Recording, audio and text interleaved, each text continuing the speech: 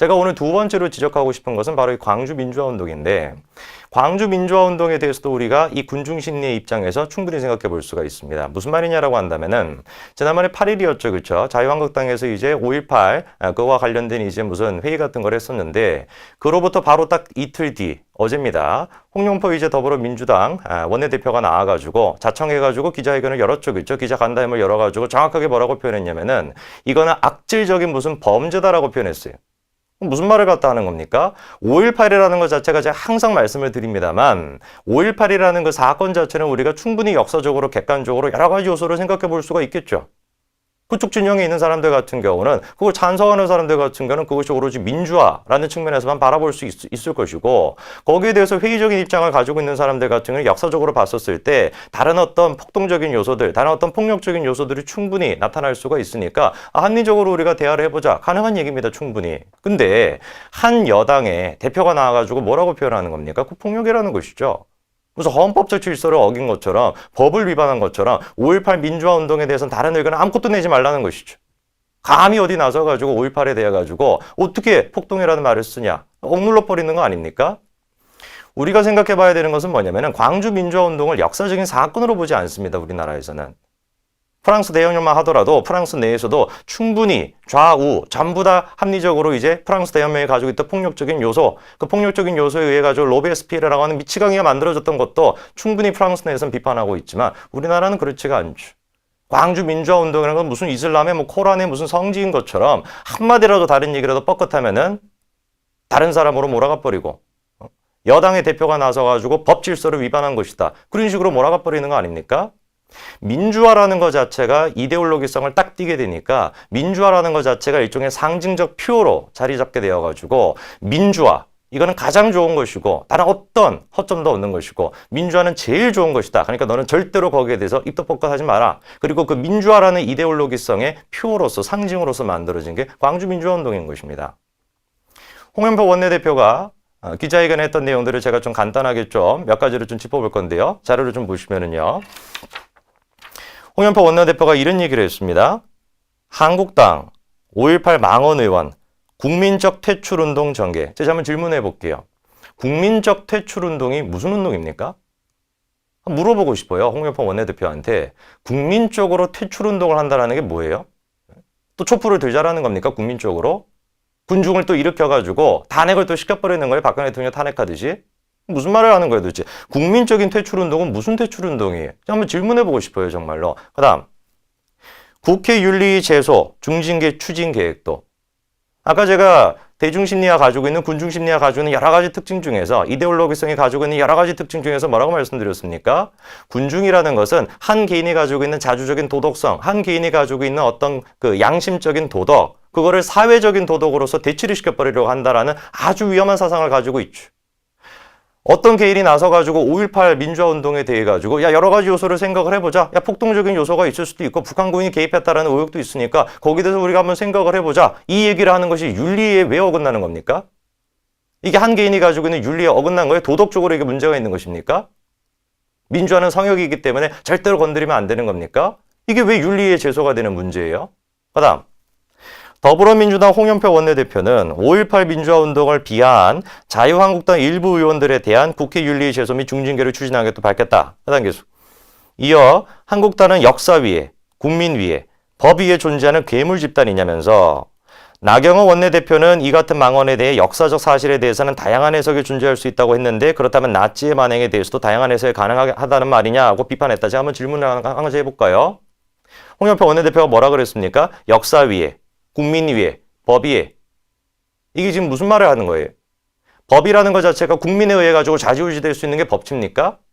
아니죠. 100만 명이 모이건 500만 명이 모이건 1000만 명이 모이건 촛불을 들건 횃불을 들건 뭐를 들든지 간에 국민이 100만 명, 1000만 명이 다 광장에 모인다라 그래가지고 법치가 바뀌는 것이 아니, 국민에 의해 가지고 법이라는 것이 왔다 갔다 하는 것이 아닙니다. 그건 민주주의가 아니죠. 그건 사회주의죠, 그거는. 북한이 하는. 우리가 지금 생각을 해봐야 되는 것은 뭐냐면, 국민이 법을 바꿀 수 있는 게 아닙니다. 법이 국민을 좌지우지한다라는 것까지는 아니라고 할지라도 법이라는 것이 먼저 세워져야 국민이 세워질 수가 있는 것이죠. 그 다음 둘째로, 나치의 만행과 지금 광주 민주화운동 두 가지를 지금 비교를 했는데, 왜 프랑스 대혁명에 대해서는 얘기하지 않습니까? 프랑스 대혁명에 대해서 같은 경우는 프랑스에서 충분히 좌우 여러 가지 얘기가 다 논의가 되고 있는데 나치 활동에 대해 가지고 역사학자들 중에서 나치 활동이 잘 됐다라고 지적하는 사람이 누가 있어요? 한 명이라도 있습니까? 역사적으로? 있으면 저한테 책 제목이라도 좀 알려주세요. 제가 좀 읽어보게. 그나마 우리가 생각해 볼 수 있는 나치 행동에 대해 가지고 다른 의견을 제시했던 사람이 한나 아렌트 아닙니까? 예? 야, 그 나치의 그런 강제 징용소를 만들어내고 수백만 명 학살한 그 사람들 같은 경우는 그 사람 개인적으로 무슨 악한 사람이 아니라 구조적으로 민족주의에 찌들어 있는 나치라는 그 구조주의에 의해 가지고 한 개인이 아무런 비판 의식 없이 그런 행동을 저지른 것이지 그 사람 자체가 나쁜 것이 아니야라고 얘기했다. 한나 아렌트 정도가 제가 좀 생각이 나요. 여러 가지 의견 중에서 다양한 의견으로 얘기한 것 중에 나치 활동에 대해서 긍정적인 측면이 있다라고 얘기한 사람이 누가 있습니까? 아무도 없죠. 나치 활동에 대해서는 모든 역사적으로 다 공통된 합일점을 찾고 있는 것이죠. 그런데 광주 민주화운동 같은 경우는 공통된 합일점이 있습니까? 없죠. 역사적으로 공통된 합의점이 없고 충분히 역사적으로 우리가 반대 의견을 낼 수 있는 요소들이 많이 있습니다. 근데 어떻게 나치와 지금 비교를 하는 거예요? 프랑스 대혁명 얘기는 아무것도 안 하고.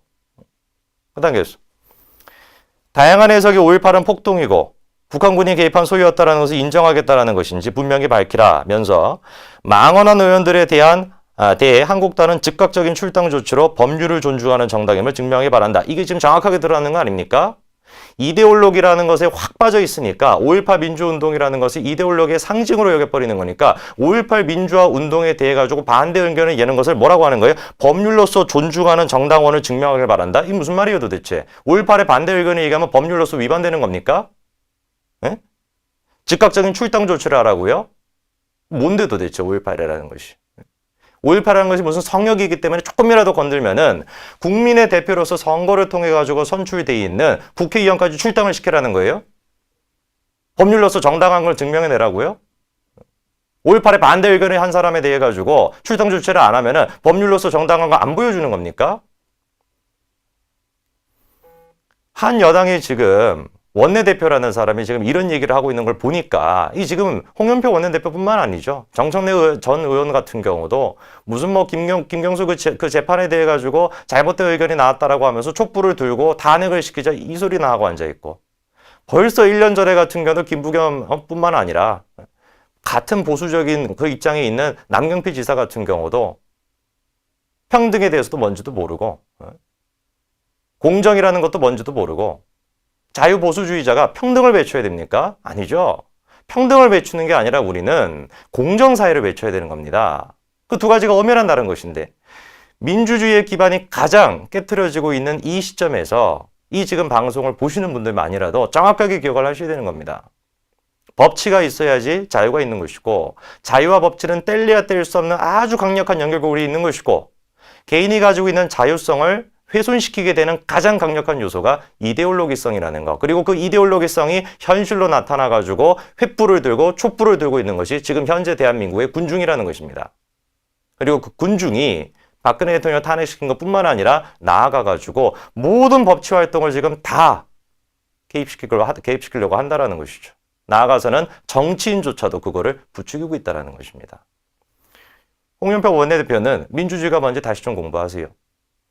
홍영표 원내대표뿐만 아니라 국회의원들 같은 경우는 먼저 민주주의가 뭔지를 정확하게 공부를 좀 하세요. 딱 두 가지입니다. 자유와 법치. 그 두 가지가 없이는 절대로 민주주의가 제대로 설 수가 없습니다. 오늘 여기까지 하겠습니다. 감사합니다.